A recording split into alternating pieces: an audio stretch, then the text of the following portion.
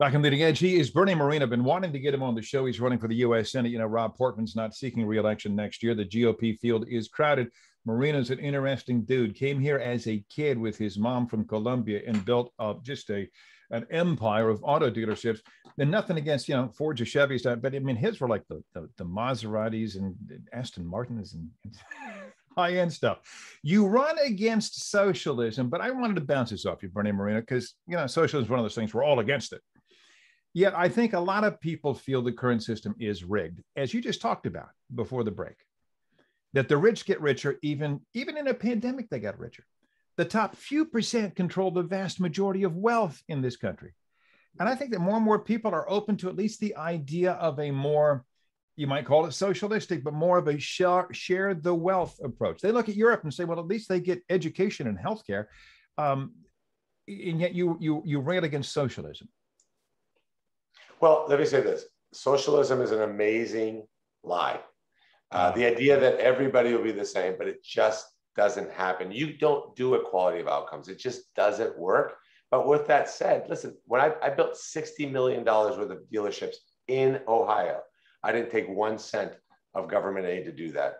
I have 60 employees, soon to be 100 tech workers in Cleveland. I didn't take 1 cent of government incentive to do that. So I think we do have to have a system that's fair for everybody and that encourages the middle class. One of the things I saw in South America was that you have the very wealthy and the very poor.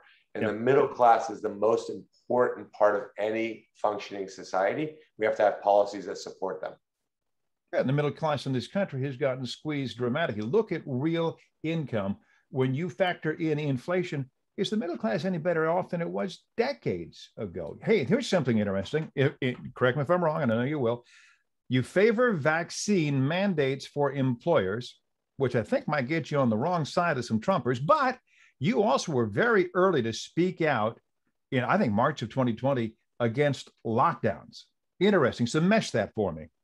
So no, I am definitely not for vaccine mandates for employers. I do not believe that that's even a logical approach. As a business owner, I would never do that. It's really hard to find great people, and you need to have people make personal medical decisions for themselves. The great part about having this vaccine is that people can be vaccinated. It's very effective, but that doesn't mean that other people have to do the same thing. I would never do that in my company. I would never recommend any fellow business owners do that. And also, just fundamentally, Jerry, it's a terrible way to persuade people to do it. The soft sell is always the best approach. The government and companies are taking too hard of an approach. And you're right, I did speak out loudly around lockdowns last year because I thought they would devastate the middle class. I thought it would make the rich really wealthier, and it did. Yeah, it did. Mandel and Timken have been jawing at each other pretty well. Gibbons on our program recently said, I don't know if he said he took an oath, but he said he had promised not to attack fellow Republicans. But Bernie Moreno, my guest here today, don't to separate yourself from the pack, don't you have to throw a few punches? No, I think we should focus on policy. I think voters are just tired. They're tired of the nonsense of just back and forth personal jabs. Listen, I'll say this. Mike Gibbons, I see him on the campaign trail all the time, talks about his dad, talks about an amazing person he was. And I can tell you, if Mike Gibbons' dad was still alive, he'd be really proud of him. Mike is a great business person, a great human being. I think very highly of him. I think Jane Timken's a very nice person. I think JD is a very nice person. So I'm not somebody that thinks that we should ever take personal attacks against people like that. We should talk about what makes you the right candidate. And for me, it's my track record of success, my track record of leadership, my track record of not backing down in tough situations, and most importantly, my track record of being a cheerleader and advocate for Ohio.